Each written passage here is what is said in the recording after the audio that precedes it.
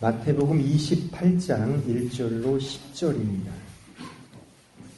우리 한 절씩 교독하겠습니다. 안식일이 다 지나고 안식 후 첫날이 되려는 새벽에 막달라 마리아와 다른 마리아가 무덤을 보려고 갔더니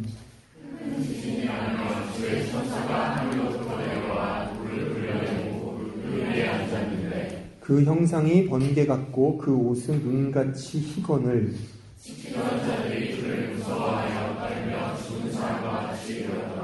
천사가 여자들에게 말하여 이르되 너희는 무서워하지 말라. 십자가에 못 박히신 예수를 너희가 찾는 줄을 내가 아노라. 그가 여기 계시지 않고 그가 말씀하시던 대로 살아나셨습니다. 가서 그가 누우셨던 곳을 보라. 또 빨리 가서 그의 제자들에게 이르되 그가 죽은 자 가운데서 살아나셨고 너희보다 먼저 갈릴리로 가시나니 거기서 너희가 배우리라 하라. 보라 내가 너희에게 일렀느니라 하거늘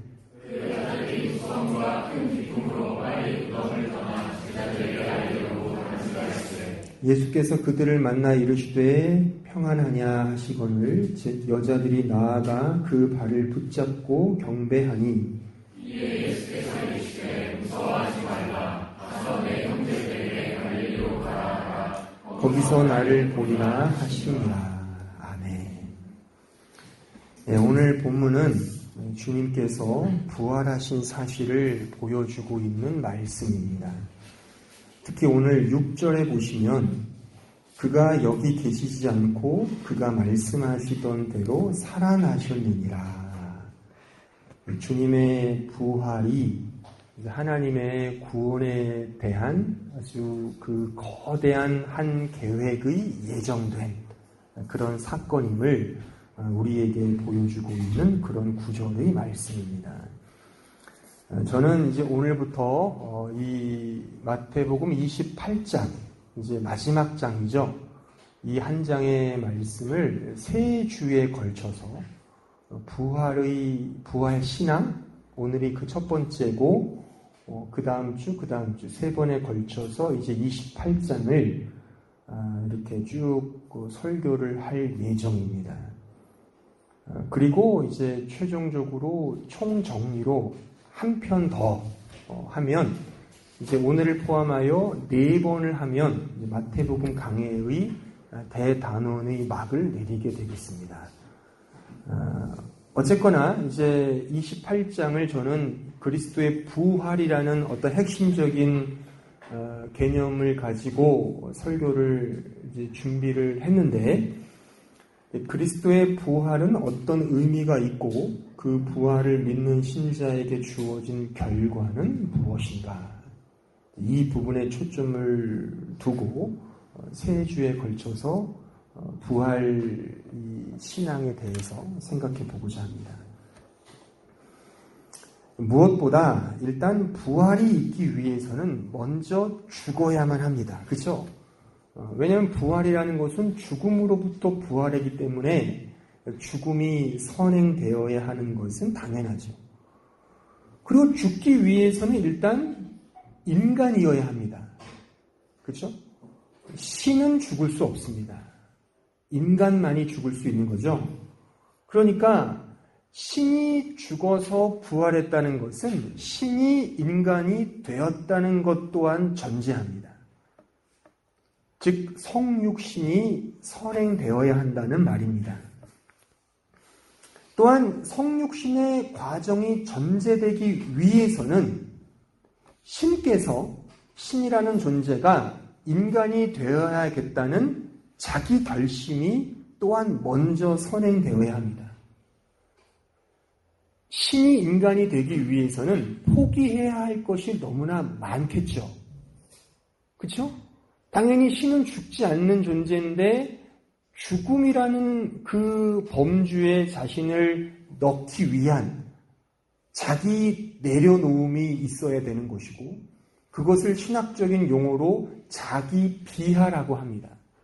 그러니까 빌립보서 2장에 보면 자기를 비운다라는 것을 신학적 용어로 자기 비하라고 합니다.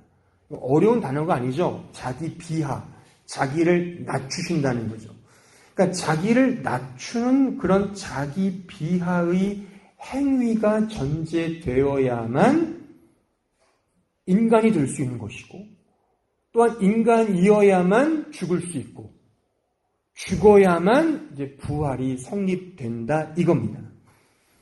자, 이 모든 우리의 구원을 위한 그리스도의 행위는 그러므로 그냥 즉흥적이거나 도발적이거나 무계획적이거나 어떤 우연히 또는 감정적 동요에 의해서 갑작스러운 결정에 의해서 되어진 것은 아닌 것입니다. 큰 계획 속에, 이것을 에베소서에 보면 바울은 이렇게 말하죠. 창세 전부터 이미 예정된 구원의 계획임을 우리에게 보여주고 있다는 말인 것입니다. 요즘에 우리 교회에서도 이제 한국에 많이 방문을 하지 않습니까? 여러분들 중에도 아마 이제 거의 다음 주쯤에 많이 갈 것이고, 또 15일인가요? 젠퍼워퍼가 이제 휴가에 들어가면 우리 교회 그 식구들이 많지 않습니까? 이제 다들 많이들 휴가를 가실 것 같은데, 자, 생각해 보십시오. 한국을 한번 방문하는 것도 계획을 가지고 하죠. 비행기 티켓도 미리미리 하고, 물론 갑작스러운 변고로 인하여 가는 것은 어쩔 수 없다 하지만 일반 방문 같은 경우는 어떤 계획을 세우며 갑니다. 거기서 사는 게 아니라 잠시 방문해서 돌아오는 것조차도 나름 세밀한 계획을 짜서 간단 말이죠.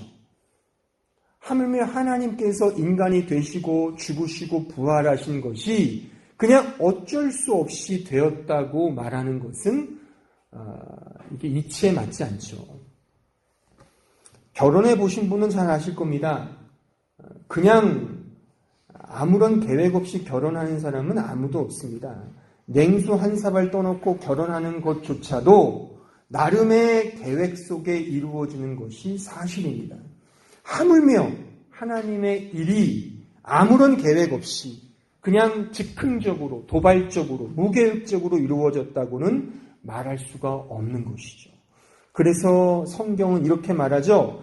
그리스도 안에서 때가 찬 경륜을 위하여 예정하신 것이다 라고 말이죠. 에베소서 1장 9절의 말씀입니다. 그러니까 이 모든 것의 절정은 결국 그리스도의 부활인 것입니다. 그리스도의 부활은 우리가 오늘 본문에서 6절에서 확인했듯이 그가 말씀하시던 대로 살아나셨다는 말인 것입니다. 그러니까 하나님께서 우리를 위해 세우신 모든 구원의 계획의 가장 최고의 백미는 다름 아닌 그리스도의 부활이라고 말해도 과언이 아닙니다. 그러니까 우리의 신앙 고백의 으뜸은 바로 그리스도의 부활이며 신앙생활의 근거 역시 그리스도의 부활인 것입니다. 하나님 편에서 베푸실 수 있는 가장 최고의 은혜가 무엇인가? 바로 십자가의 죽음과 그의 부활인 것입니다. 하나님께서 여러분들에게 주실 수 있는 최고의 복이 뭐냐? 바로 그것이 십자가의 죽음과 그의 부활.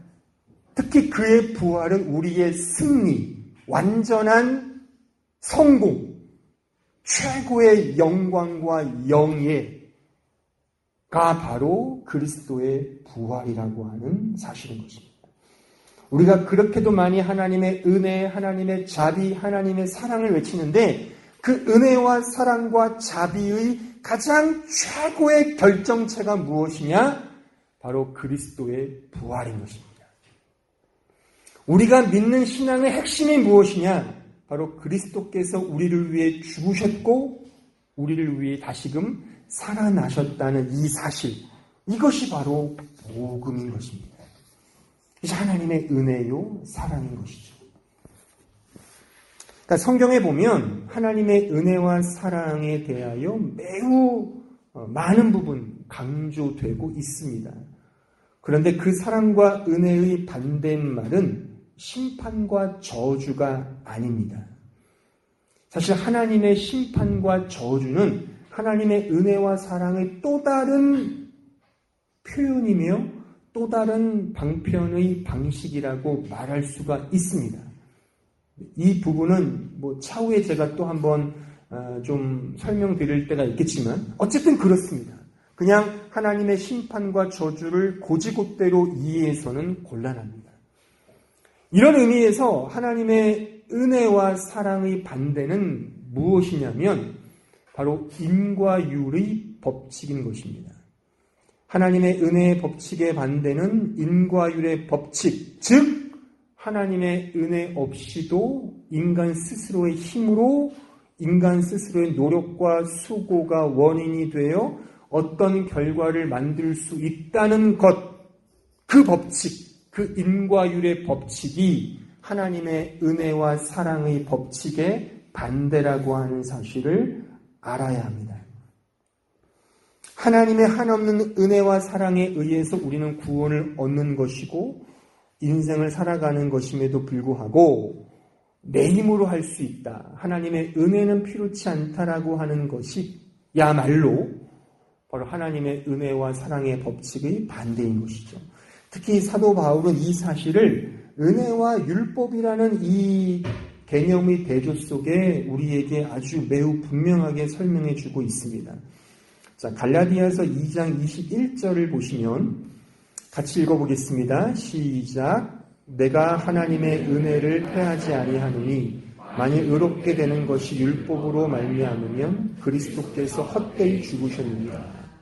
그러니까 율법으로 말미암으면이라는 게 무슨 말이냐면 하나님의 은혜 없이 내 힘으로 할 수 있다라고 한다면 그리스도가 헛되이 죽은 거라 이겁니다. 그러니까 그리스도가 죽을 이유가 없다는 거죠. 인간 스스로의 힘으로 구원을 얻을 수 있고 인간 스스로의 힘으로 인생을 경영할 수 있다면 그리스도께서 이 세상에 오실 이유도 없고 죽을 이유도 없고 그가 죽었다면 그것은 조금 표현이 그렇지만 개죽음이라 이겁니다. 헛된 죽음이라 이거죠. 갈라디아서 5장 4절을 보실까요? 시작. 율법 안에서 의롭다함을 얻으려 하는 너희는 그리스도에게 끊어지고 은혜에서 떨어진 자로다. 그러니까 율법, 즉 우리의 행위로 구원을 얻을 수 있다. 우리의 행위로 어떤 의롭다 여김 받을 수 있다라고 생각하는 것은 그리스도에게서 끊어지고 그 은혜에서 멀어진 거라 이겁니다. 로마서 5장 20절 시작. 율법이 들어온 것은 범죄를 더하게 하려 함이라. 그러나 죄가 더한 곳에 은혜가 더욱 넘쳤나니. 그러니까 율법이 주어진 것은 우리의 존재가 어떤 존재인지를 정확하게 알기 위한 거라 이겁니다. 그것만의 기능을 하는 것이지 우리의 행위로 구원을 얻거나 우리 스스로의 힘으로 인생을 살아갈 수가 없다는 겁니다. 그 율법을 통하여, 법을 통하여 우리는 하나님의 은혜가 필요하구나를 이제 인식하게 되고 깨닫게 된다는 거죠. 그래서 자기 자신을 의지했던 자리에서 이제 하나님을 의지하고 하나님을 바라보는 믿음의 자리로 가게 하는 역할을 바로 이 율법이 한다는 뜻인 것입니다. 그러니까 율법으로 우리의 행위로 하나님의 은혜와 사랑 없이는 결코 구원을 얻을 수도 없고 우리 인생을 살아갈 힘도 없다는 것이 바로 성경의 말씀인 것이죠. 성경의 가르침인 것입니다. 이런 측면에서 그 최근에 개봉한 영화 중에 그 배심원들이라는 영화가 있답니다.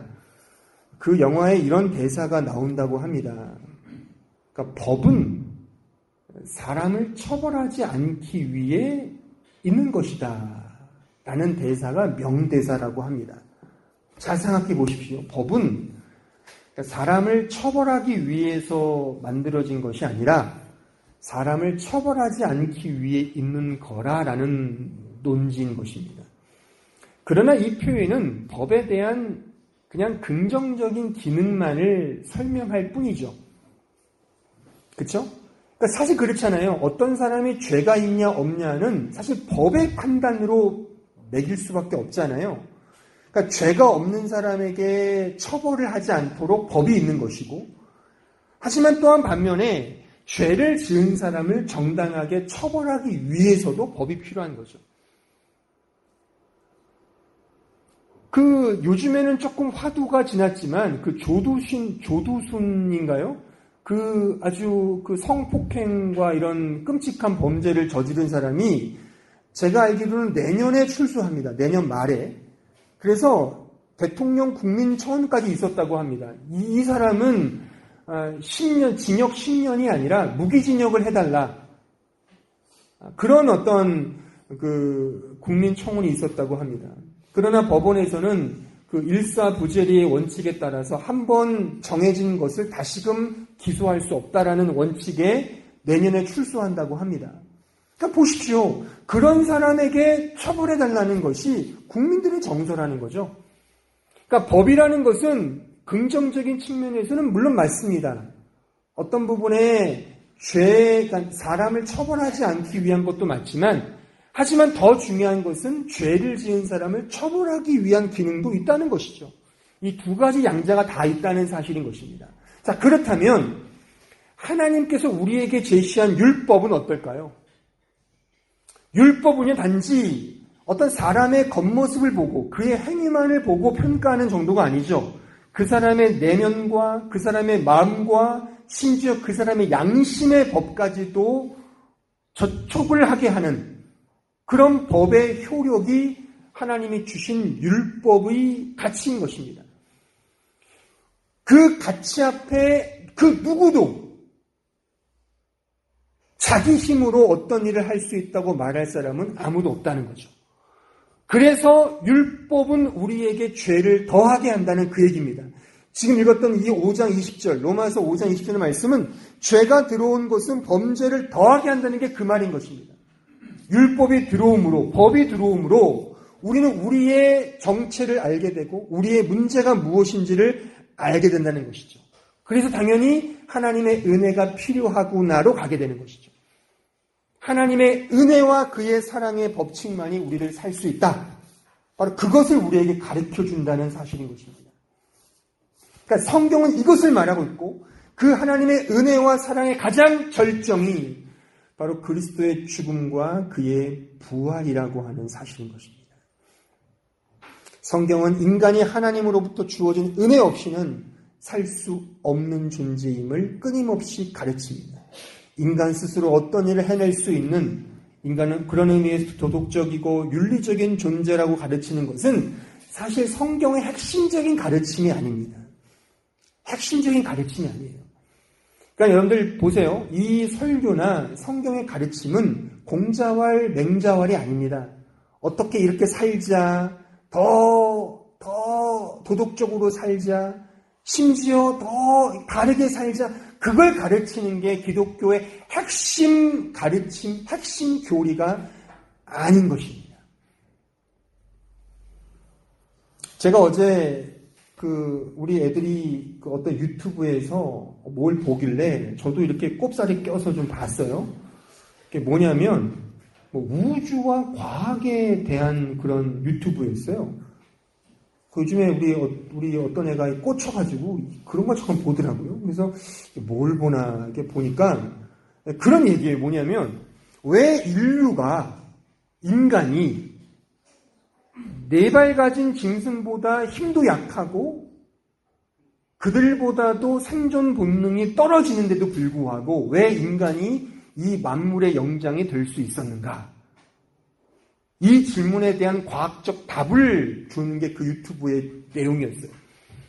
그 답이 그랬어요. 과학적인 답이 뭐냐면, 인간은 힘센 동물과는 달리 보이지 않는 어떤 것에 대한 탐구와 지적 능력이 탁월하다, 그겁니다. 그래서 서로가 연대해서 협력해서 어떤 일을 도모할 수 있는 존재가 바로 유일하게 인간이라는 것이죠. 인간만이 보이지 않는 어떤 것을 이제 생각하고 탐구할 수 있다는 거죠. 심지어 그 인간이 보이지 않는 어떤 존재, 자기들을 위해서, 인간의 연대와 인간의 어떤 협력을 위해서 무엇을 만들었다는 겁니까? 과학적으로 말하면 바로 종교를 만들었다는 거예요. 그래서 가족 구성원 중심이 아니라 그 종교를 통해 서로가 연대하여 자기보다 힘센 동물을 죽일 수 있는, 잡아먹을 수 있는 그런 실력을 배양했다는 것이 그 과학 다큐멘터리, 그 유튜브의 핵심적인 내용이었습니다. 그래서 현존하는 가장 그 고등 종교 중에 기독교, 불교, 이슬람교 등등 고등 종교의 핵심적인 교리를 보면 다 인간이 이렇듯 더 도덕적이고 윤리적인 존재로 살게끔 만드는, 그래서 인간을 더 고상하게 만드는, 짐승과 다른 힘을 더 갖게 되는, 연대하게 되는, 협력하게 되는, 그렇게 인간이 만물의 영장이 되었다는 그런 과학적인 주장이었습니다. 저는 그 동영상을 보면서 한편으로는 그래 수긍을 했습니다. 그렇지. 종교사적으로는 맞아요. 그런데 그 유튜버가 기독교의 교리라고 제시한 성경 구절을 제가 보니까 좀 가소로웠습니다. 이런 거예요. 거짓말을 하지 말라? 이런 거예요. 성경의 가르침은 결국 거짓말을 하면 저주를 받을 것이다. 정직하게 사는 사람은 영원히 복받는다. 잠언 어느 구절을 인용하는 것이거든요. 또 코란의 어떤 구절을 인용해서 코란의 핵심도 결국 이 상선벌악, 선을 행하면 상을 받고 악을 행하면 벌을 받는. 근데 제가 지금 강조하듯이 성경의 핵심적인 가르침은 그것이 아닙니다. 도덕적으로 잘 살자, 더 선하게 살자, 더 윤리적으로 살자, 더 이렇게 사랑하며 살자, 이것이 기독교의 핵심적 가르침이 아닙니다. 성경의 핵심적 가르침은 그리스도의 죽으심과 그의 부활이에요. 그러니까 이것은 달리 말하면 우리의 힘으로 할 수 없고 하나님의 전적인 은혜와 그의 간섭과 그가 우리에게 행하신 그의 놀라운 행위, 그것을 통해 우리가 구원을 받았고 그 힘을 공급받아, 그 하나님의 은혜를 공급받아 이제 윤리적으로, 도덕적으로 열매를 맺는 거라 이겁니다. 그 열매가 전제가 돼서는 안 되겠죠. 그 뿌리와 근거와 전제는 뭐예요? 예수 그리스도께서, 하나님께서 그의 독생자를 우리를 위하여 인간이 되게 하시고 우리의 죄와 사망으로부터 건져내기 위하여 죽이시고 우리의 구원을 확증하시기 위하여 죽음의 권세를 깨고 부활시키신, 예수께서 부활하신 그 내용, 그 가치, 그 교리, 그 가르침, 그것이 바로 기독교의 핵심 복음의 가르침이며 내용이라고 하는 사실인 것입니다. 그러니까 그리스도를 떠나서는 우리는 아무것도 될 수가 없습니다. 그리스도 예수 안에만이 우리가 살 수 있는 진정한 사랑과 참된 진리와 참된 평화와 참된 행복이 있다는 사실인 것입니다. 내가 길이요 진리요 생명이다. 요한복음 14장 6절의 말씀입니다. 따라서 그리스도의 부활은 하나님의 은혜와 사랑이 우리의 것이 되게 하는 아주 확실하고도 실제적인 하나님의 능력이며 행위인 것입니다. 다시 말하면 이것이 제가 오늘 설교하고자 하는 핵심적인 내용이에요. 그리스도의 부활은 하나님의 은혜와 사랑이 우리의 것이 되게 하는 그런 확실하고 실제적인 하나님의 능력이며 행위인 것입니다. 그 하나님의 은혜와 사랑이 우리의 것이 되게 한다는 의미가 무엇인가? 이 부분을 우리가 조금 더 깊이 생각을 해봐야 되는데, 자, 이것을 우리가 알기 위해서 이 말씀의 도움을 얻고자 합니다. 자, 고린도전서 15장 17절로 22절 말씀. 다 같이 읽어보겠습니다. 시작. 그리스도께서 다시 살아나신 일이 없으면 너희의 믿음도 헛되고 너희가 여전히 죄 가운데 있을 것이요 또한 그리스도 안에서 잠자는 자도 망하였으니 만일 그리스도 안에서 우리가 바라는 것이 다만 이 세상의 삶뿐이면 모든 사람 가운데 우리가 더욱 불쌍한 자이리라. 그러나 이제 그리스도께서 죽은 자 가운데서 다시 살아나사 잠자는 자들의 첫 열매가 되셨도다. 사망이 한 사람으로 말미암았으니 죽은 자의 부활도 한 사람으로 말미암는도다. 아담 안에서 모든 사람이 죽은 것 같이 그리스도 안에서 모든 사람이 삶을 얻으리라. 그리스도 안에서 모든 사람이 생명을 얻으리라. 그리스도만이 우리에게 참 생명을 주신다는 사실인 것입니다. 그러니까 그리스도만이 우리에게 참된 안식과 행복과 우리가 추구하는 모든 것을 주신다는 사실인 것이죠. 달리 말하면 그리스도가 없이는 우리가 누리는 모든 것들은 다 가짜라고 하는 것입니다. 그리스도 없는 사랑, 그리스도가 없는 행복, 그리스도가 없는 평화, 그리스도가 없는 복, 그것은 진정한 복도 아니고 행복도 아니고 평안도 아니고 사랑도 아닌 것입니다. 자, 로마서 6장 6절로 11절 말씀 같이 읽어봅니다. 시작. 우리가 알거니와 우리의 옛사람이 예수와 함께 십자가에 못 박힌 것은 죄의 몸이 죽어 다시는 우리가 죄에게 종노릇하지 아니하려 함이라. 이는 죽은 자가 죄에서 벗어나 의롭다 하심을 얻었습니다. 만일 우리가 그리스도와 함께 죽었으면 또한 그와 함께 살 줄을 믿노니 이는 그리스도께서 죽은 자 가운데 살아나셨 다시 죽지 아니하시고 사망이 다시 그를 주장하지 못할 줄을 아미로라.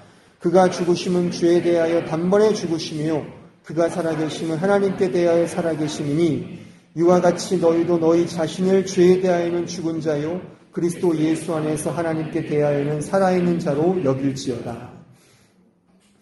그리스도의 죽으심과 부활이 주는 그 결과에 대해서 우리에게 가르쳐주고 있는 말씀입니다. 그러니까 그리스도께서 죄에 대해 죽었습니다. 그것은 바로 우리가 죄에 대해 죽었다는 말입니다. 또한 그리스도께서 부활하셨습니다. 그 부활은 바로 우리도 부활했다는 사실인 것이죠. 왜요? 그리스도와 우리는 연합되었기 때문이라 그 말입니다. 그러니까 하나님께서, 그러니까 이 말은 특히나 거기 다시 한번 보시면 10절 중반에 보시면 그가 살아계심은, 그러니까 그가 살아나심은 하나님께 대하여 살아나심이다 그 말입니다. 이거와 똑같이 우리도 그리스도를 믿으면 그리스도께서 하나님께 대하여 살아나신 것처럼 우리도 하나님께 대하여 살아난다는 뜻입니다. 이게 무슨 의미일까요? 예수를 믿으면 우리도 하나님께 대하여 다시금 부활했다는 말이 무엇일까요? 이게 이런 의미입니다. 즉 하나님께서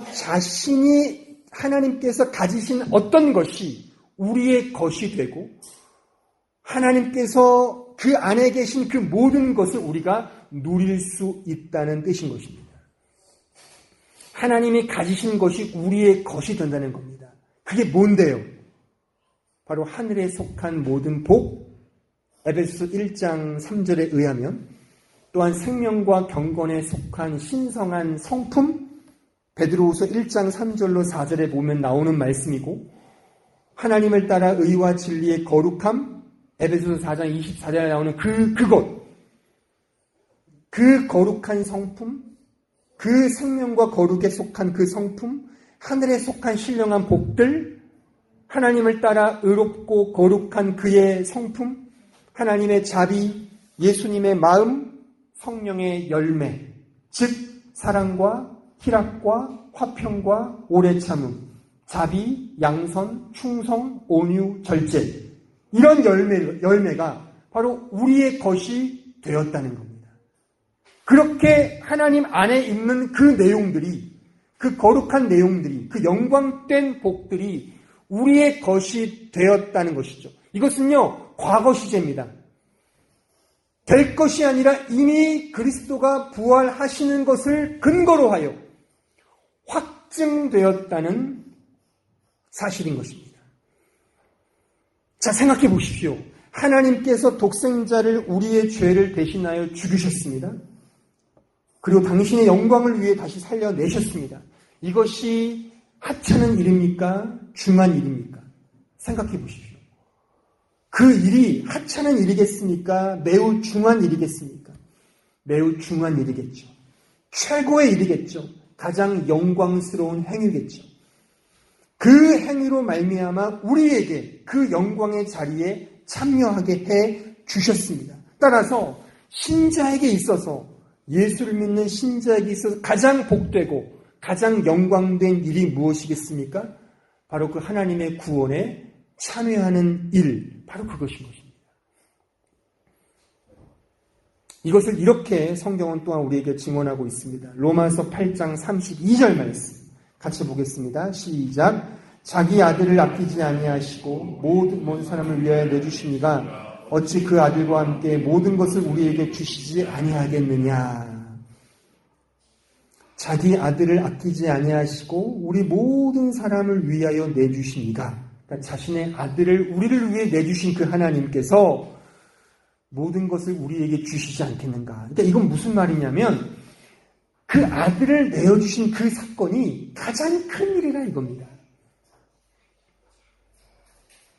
로마서 5장 10절 말씀 같이 봅니다. 시작.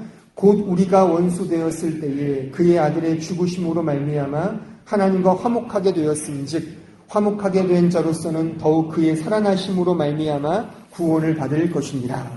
5장 11절 다 같이 봅니다. 시작. 그뿐 아니라 이제 우리로 화목하게 하신 우리 주 예수 그리스도로 말미암아 하나님 안에서 또한 즐거워하느니라. 바로 이 주 예수 그리스도로 말미암아 하나님 안에서 즐겁게 되는 것, 이것이 우리 신자가 누리고 있고 누려야만 하는 가장 복된 일인 것입니다. 그런데 문제가 뭐냐면 하나님께서 우리에게 주시고자 하시는 이 영광된 것과 우리가 원하고 바라는 영광된 것과의 차이 때문입니다. 하나님은 이것을 가장 크게 우리에게 주시고자 하십니다. 심지어 모든 거랍니다. 다시 말하면 주 예수로 말미암아 내 안에서, 하나님 안에서 즐거워하는 것, 이것이 가장 복된 거랍니다. 그런데 우리는 그렇게 생각을 안 하죠. 우리는 다른 것, 내가 원하는 것, 다른 것이 있잖아요. 그것으로 말미암아 그것 안에서 즐거워하는 것을 우리는 추구하죠. 예수 그리스도로 말미암아 하나님 안에서 즐거워하는 것이 아니라 땡땡땡으로 말미암아 땡땡땡 안에서 즐거워하는 것. 그 땡땡땡이 뭘까요? 한번 생각해 보십시오. 돈으로 말미암아 명예 안에서 즐거워하는 것, 혹은 연봉이 좋은 직장으로 말미암아 화려하고 아름다운 집 안에서 즐거워하는 것, 좋은 성적과 좋은 점수로 말미암아 부와 명예 안에서 즐거워하는 것, 그것이 아닐까요? 하지만 죄송하게도 성경은 그렇다고 해서 하나님께서 우리에게 좋은 집, 좋은 차, 좋은 행복을 안 주시는 건 아닙니다. 그런데 성경은 우리에게 끊임없이 이 얘기를 하고 있습니다. 이미 내가 너에게 주었지 않냐. 바로 예수 그리스도 안에서, 내 안에서 그 예수 그리스도로 말미암아 내가 즐거워할 수 있는 그 놀라운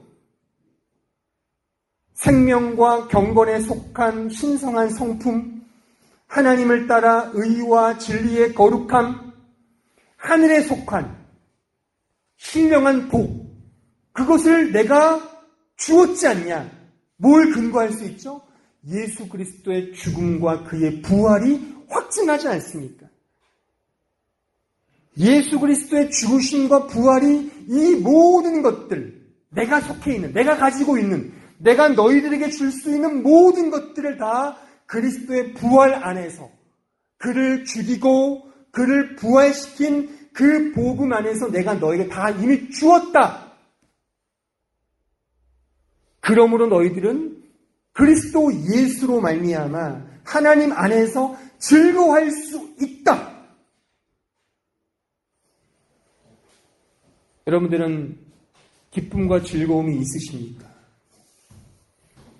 저는 목사로서 여러분들의 신앙생활을 점검하고 도전하고 무장시킬 의무와 책임이 있는 자입니다.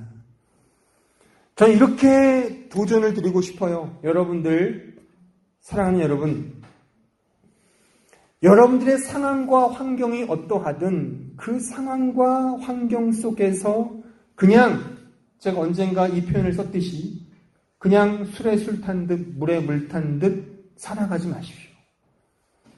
그리고 예수를 믿는 이 믿음을 동원하여 나의 환경이 회복되고 나의 상황이 더 잘 되는 것으로 구하지 마십시오. 그것은 정당한 기독교의 가르침이 아닙니다. 그럴 바에는 알라딘 영화를 보세요.